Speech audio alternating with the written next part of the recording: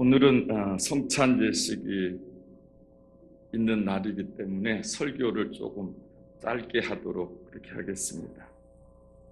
성찬식 순서도 조금 변경을 했습니다. 보통은 설교 시간 전에 성찬식을 하는 게 보통인데, 오늘은 먼저 설교를 통해서 성찬식의 의미에 대해서 좀 우리가 듣고, 그리고 성찬식에 참여할 수 있도록 순서를 조금 바꿨습니다.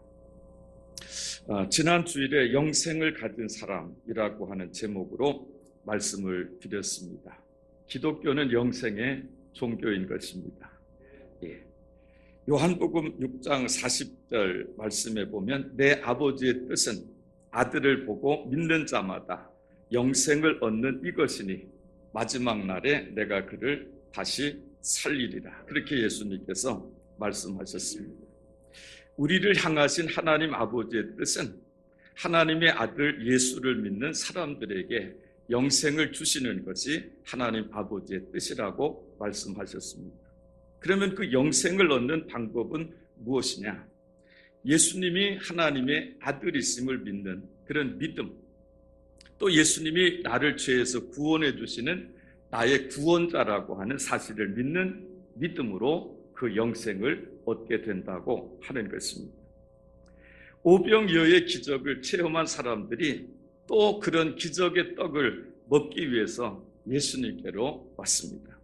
예수님이 그 사람들에게 한 끼 먹고 그냥 썩어져 버릴 그런 썩을 양식을 위해서 살지 말고 영원한 생명을 얻을 수 있는 영생의 양식을 위해서 살라고 예수님께서 그 사람들에게 말씀을 그렇게 하셨습니다.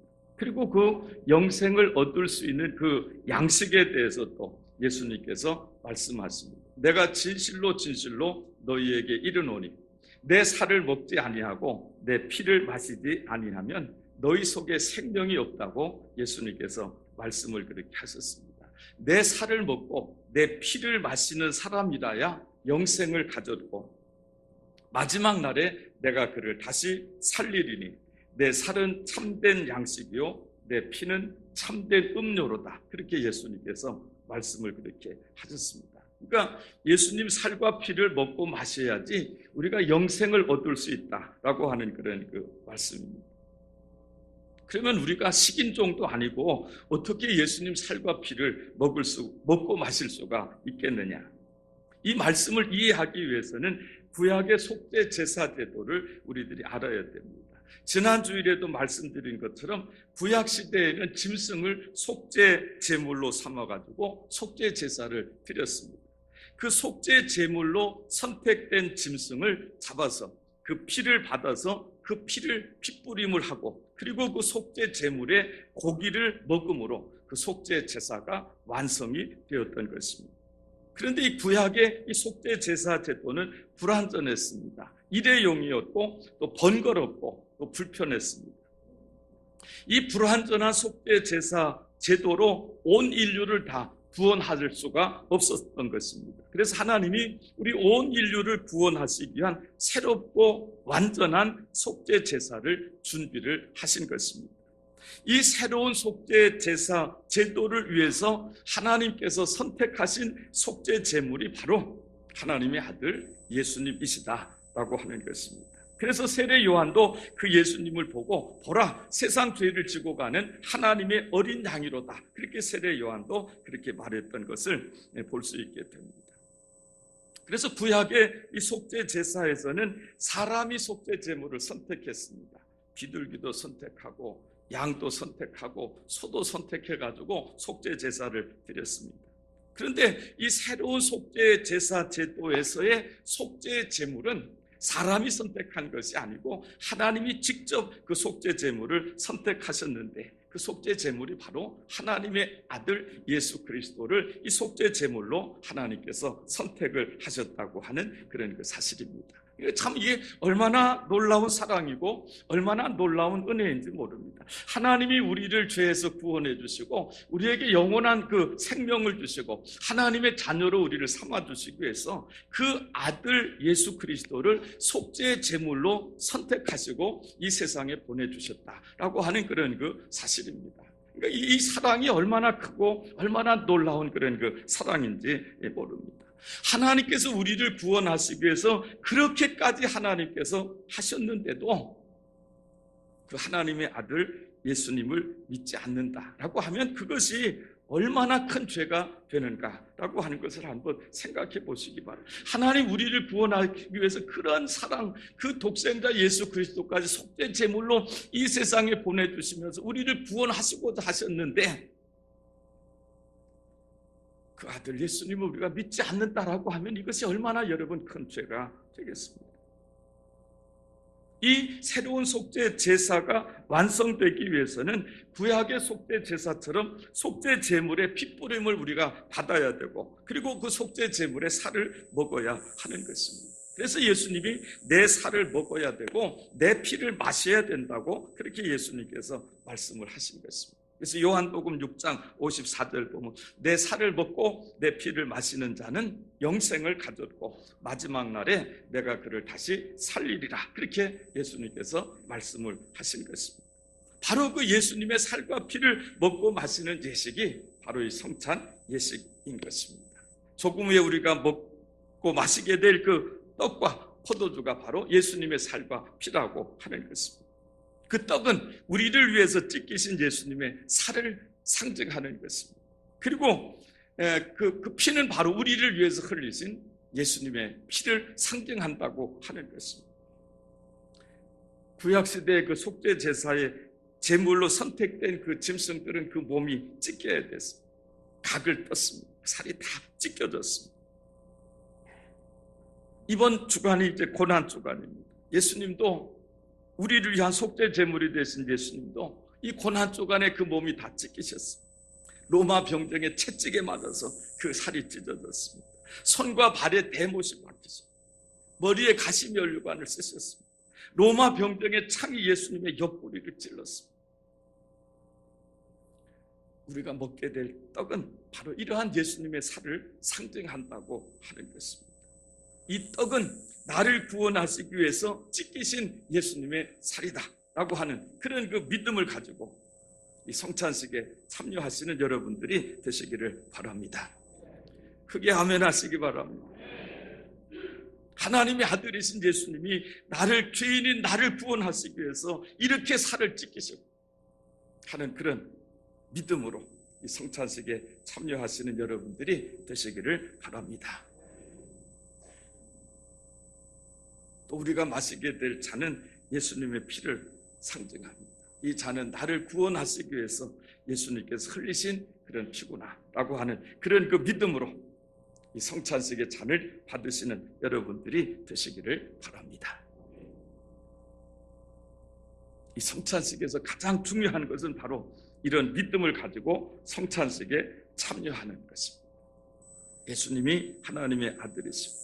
나의 구원자라고 하는 그런 그 믿음으로 이 떡을 먹고 잔을 마시게 되고 우리의 모든 죄가 다 사하여지고 성령을 선물로 받게 될 것이고 그리고 유정란처럼 영원한 생명이 내 속에 잉태된다고 하는 사실을 믿으시기를 바랍니다.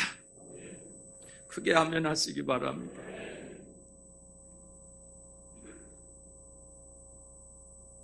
오늘 본문 말씀은 사도 바울이 고린도 교회 성도들에게 보낸 서신 중에서 특별히 성찬 예식에 대한 문제를 지적하고 있는 그런 그 부분입니다. 고린도 교회는 성령의 은사가 많은 그런 교회였습니다. 그런데 문제도 많았습니다. 여러 가지 문제 중에 하나가 바로 이 성찬식의 문제를 고린도 교회가 가지고 있었습니다. 그래서 17절 말씀 보면 내가 명하는 이 일에 너희를 칭찬하지 아니하나니 이는 너희의 모임이 유익이 못되고 도리어 해로움이라. 그렇게 사도 바울이 말하는 겁니다. 이 잘못된 성찬식 때문에 성도들의 모임이 예배 모임이 유익한 모임이 되지 못하고 오히려 해로운 모임이 되고 있다고 하는 그런 그 말씀인 것입니다. 도대체 그럼 그것이 무엇이냐? 21절 22절 말씀 보면 도대체 그게 무엇이냐? 이는 떡을 먹을 때 각각 자기의 만찬을 먼저 갖다 먹음으로 어떤 사람은 시장하고 어떤 사람은 취합니다. 너희가 먹고 마실 집이 없느냐? 너희가 하나님의 교회를 업신여기고 빈궁한 자들을 부끄럽게 하느냐? 내가 너희에게 무슨 말을 하랴?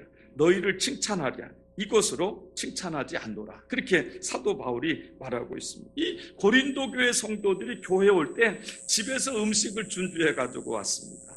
부자들은 많은 그런 음식을 준비하고 떡도 가지고 오고 막 빵도 가지고 오고 포도주도 가지고 와서 준비해 가지고 왔는데 가난한 교인들은 음식을 잘 준비를 하지를 못했습니다. 그래서 부유한 교인들은 그 음식을 같이 나누어 먹어야 되지 않겠습니까? 그런데 이 부유한 교인들이 그 음식을 가난한 사람들하고 나누지 않고 자기들끼리 먹었다는 그 부자들은 실컷 먹고 막 배가 터지도록 먹고 막 취할 정도로 그렇게 먹었는데 가난한 사람들은 시장했다는 겁니다. 배를 쫄쫄 굶을 정도로 그렇게 됐다라고 하는 겁니다. 어떤 사람은 시장하고 어떤 사람은 취합니다. 이게 고린도 교회 성찬식의 그런 그 모습이에요. 어떤 사람은 막 배가 고파 죽겠는데 어떤 사람은 많이 먹고 막 취할 정도로 그렇게 이 성찬식이 그렇게 진행됐다는 겁니다. 그 당시 성찬식은 우리 성찬식하고는 다르고 우리 뭐 간단한 그런 떡과 포도주를 이렇게 먹고 마시지만 그 당시 성찬식은 한 끼 식사였거든요. 음식 준비해서 같이 떡과 포도주를 나누는 그런 그 성찬식이었거든요. 그런 일이 이제 벌어지게 됐다는 거예요. 그래서 너희가 먹고 마실 집이 없어서 교회 와서 그렇게 배가 터지도록 먹고 취하도록 그렇게 먹고 가난한 사람들은 그렇게 시장하도록 그렇게 내버려 두는 것이냐. 하나님 교회를 업신여기고 빈궁한 자들을 부끄럽게 하느냐. 내가 이것 때문에 너희를 칭찬하지 않노라 하고 고린도 교회 성도들을 책망하고 있는 것입니다. 이 고린도 교회는 이런 문제로 부자로 사는 사람들, 가난한 사람들끼리 막 분쟁, 가난한 사람들 얼마나 그랬겠습니까? 이거 저것들이 부자들 산다고 음식 가져와가지고 지들끼리 먹고 맛이 취할 정도로 먹고 얼마나 그게 아름답지 못한 그런 그 모습이겠습니까? 그래서 그 바울이 이제 그 해결책을 이제 제시하고 있는 것이 오늘 그 본문 말씀의 내용입니다. 첫 번째는 27절부터 29절까지 말씀 보면 그렇죠. 27절부터 29절까지 보면요. 그러므로 누구든지 주의 떡이나 잔을 합당하지 않게 먹고 마시는 자는 주의 몸과 피에 대하여 죄를 짓는 것이라. 사람이 자기를 살피고 그 후에야 이 떡을 먹고 이 잔을 마실지니 주의 몸을 분별하지 못하고 먹고 마시는 자는 자기 죄를 먹고 마시는 것이라고 사도 바울이 그렇게 말씀하고 성찬식을 합당하게 행해야 된다는 겁니다. 합당하게 성찬식을 행해야 되는데 만일 성찬식을 합당하게 행하지 못하면 예수님의 몸과 그 피에 대해서 죄를 짓는 것이라고 사도 바울이 그렇게 말하고 있습니다. 그러면 그렇게 성찬식을 합당하게 행하지 못한 그 결과가 무엇이냐? 그 결과가 30절입니다. 30절 말씀 보고 그러므로 너희 중에 약한 자와 병든 자가 많고 잠자는 자도 적지 아니하니. 약한 자라는 건 믿음이 약한 자들을 말하는 성찬식을 합당하게 행하지 않으니까 막 믿음이 약한 자들이 고린도 성도들 안에 있었고 병든 자도 많았다는 겁니다. 그리고 잠자는 자는 영적으로 잠자는 자들을 말하는 영적으로 잠자는 그런 일들이 고린도 교회 안에서 벌어지게 되었다라고. 이게 성찬식을 합당하게 행하지 못했던 고린도 교회의 모습이었던 것입니다. 그럼 어떻게 하는 것이 성찬식을 합당하게 행하는 그런 것이냐? 첫째는 24절 25절입니다. 24절 25절 말씀 보기에 축사하시고 떼어 이르시되 이것은 너희를 위하는 내 몸이니 이것을 행하여 나를 기념하라 하시고 19회 또한 그와 같이 잔을 가지시고 이르시되 이 잔은 내 피로 세운 새 언약이니 이것을 행하여 마실 때마다 나를 기념하라 하셨으니 그렇게 이제 말씀하고 있습니다. 이 떡은 나를 위해서 찢기신 예수님의 몸이고 이 잔은 나의 죄를 씻기 위해서 흘리신 예수님의 피다라고 하는 그런 그 믿음을 가지고 먹고 마셔야 된다라고. 그냥 뭐 떡과 그냥 포도주 먹는 게 아니고 내가 먹는 이 떡은 예수님의 찢기신 그런 그 살이고 이 포도주는 나를 위해서 흘리신 나를 죄에서 구원하시기 위해서 흘리신 예수님의 피다라고 하는 그런 믿음을 가지고 이 성찬식에 참여하는 사람이 합당하게 성찬식을 행하는 그런 그 사람이라고 이 사도 바울이 그렇게 이제 말하고 있는 것입니다. 그냥 떡과 포도주가 아닙니다. 여러분 그런 믿음을 가지고 내가 먹는 이 떡은 예수님이 나를 위해서 찢기신 그 살이다. 이 포도주는 예수님이 나를 위해서 흘리신 그 피다. 그런 믿음을 가지고 이 성찬식에 참여하시는 여러분들이 되시기를 주님의 이름으로 축원합니다. 아멘 좀 크게 하십시오. 그게 성찬식을 합당하게 행하는 사람들의 모습입니다. 두 번째는 26절 말씀. 26절 말씀. 너희가 이 떡을 먹으며 이 잔을 마실 때마다 주의 죽으심을 그가 오실 때까지 전하는 것입니다. 그랬습니다. 이 떡을 먹고 이 잔을 마실 때마다 우리를 위해서 죽으신 그 예수님의 죽으심을 예수님이 오실 때까지 전파하면서 살아야 된다라고 합니다. 주님 다시 오실 때까지 내가 전도하면서 살겠습니다. 그런 각오, 그런 결심 가지고 이 성찬식에 참여하라라고 하는 그런 그 말씀인 것입니다. 여러분 그런 각오와 결심 가지시고 주님 다시 오실 때까지 예수님이 나를 위해 죽으신 것을 내가 전하며 살겠습니다. 그런 각오, 그런 결심 가지고 이 성찬식에 참여하시는 여러분들이 되시기를 바랍니다. 세 번째는 28절부터 30절까지입니다. 28절부터 30절까지 보면요, 사람이 자기를 살피고 그 후에야 이 떡을 먹고 이 잔을 마실지니 주의 몸을 분별하지 못하고 먹고 마시는 자는 자기의 죄를 먹고 마시는 것입니다. 그러므로 너희 중에 약한 자와 병든 자가 많고 잠자는 자도 적지 않다. 그렇게 사도 바울이 말하고 있습니다. 자기를 잘 살핀 다음에 이 떡을 먹고 이 잔을 마시라라고 하는 겁니다. 과연 나는 예수님의 살과 핀 이 떡과 이 잔을 마시기에 난 합당한 그런 믿음을 가지고 있는가? 이걸 살펴보라고 하는 것입니다. 무조건 준다고 다 먹고 마시는 게 아니고 정말 우리를 위해서 찢기신 예수님의 살이고 피인데 내가 정말 이것을 먹고 마실 만한 그런 믿음을 가지고 있는가? 자기 자신의 믿음을 살펴본 다음에 이 성찬식에 참여하라라고 하는 그런 것입니다. 그걸 살피지 않고 무턱대고 그냥 성찬식에 참여하는 것은 예수님 살과 피에 대해서 죄를 짓는 것이라고 말씀하고 있습니다. 그렇죠. 예수님 우리를 위해서 십자가에서 그 살 찢기시고 피를 다 흘리셨는데 그런 믿음도 없이 성찬식에 참여하는 건 또 죄를 짓는 것입니다. 여러분 자신을 잘 살펴보시기 바랍니다. 나는 정말 이 거룩하고 이 신성한 예식에 참여하기에 정말 합당한 그런 믿음을 가지고 있는 그런 사람입니다. 잘 살펴보신 후에 이 성찬식에 참여하시는 여러분들이 되시기를 바랍니다. 사랑하는 성도들, 예수님은 하나님의 아들이시고 나를 죄에서 구원해 주신 나의 구원자이신 줄로 믿습니다. 내가 이 살을 먹고 이 잔을 마심으로 나를 위한 속죄의 제사가 완성됨을 믿습니다 라고 하는 그런 믿음을 가지고 이 성찬식에 참여하시는 여러분들이 되시기를 바랍니다. 또 주님 다시 오실 때까지 내가 예수님 전하며 살겠습니다 하는 그런 굳은 그런 그 각오와 결심을 가지고 성찬 예식에 참여하시는 여러분들이 되시기를 바랍니다. 우리가 그런 마음과 그런 믿음을 가지고 이 성찬식에 참여한다면 오늘 이 성찬식을 통해서 우리 모든 죄가 다 사하여지고 성령을 선물로 받게 될 줄로 믿습니다. 성령은 하나님의 영이고 영생하시는 분이 바로 성령님이십니다. 그 성령을 우리가 선물로 받게 되면 그 영원한 생명이 내 속에 잉태된다고 하는 사실을 믿으시기를 바랍니다. 그런 사람들은 마지막 날에 예수님께서 다시 살리실 것이라고 예수님께서 분명히 그렇게 말씀을 그렇게 하셨습니다. 그런 신비한 사건이 오늘 이 성찬 예식을 통해서 우리 모두에게 일어나게 되기를 소원합니다. 그래서 성찬 예식이 거룩한 예식이고 신성한 예식이고 또 신비한 그런 그 예식인 것입니다. 오늘 성찬 예식을 통해서 여러분 다 죄사함 받으시고 성령을 선물로 받으시고 영원한 생명을 얻으시는 여러분들이 되시기를 주님의 이름으로 축원합니다.